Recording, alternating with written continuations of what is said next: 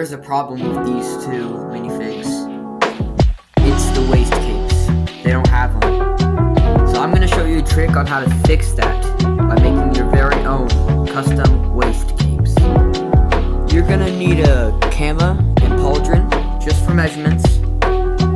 So you need a pen to trace them out on a piece of paper. And then scissors to cut it out. Then once it's cut out, go ahead and color it in.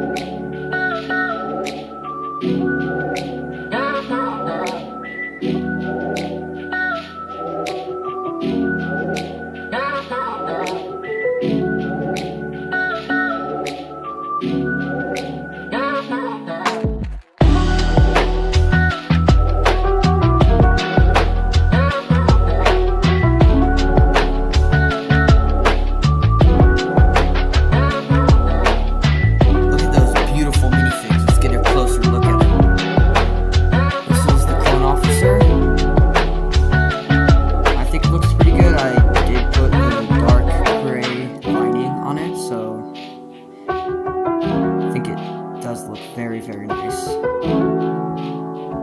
I'm not gonna put all these camos on all my minifigs because they're kind of hard to make just because of all the cutting.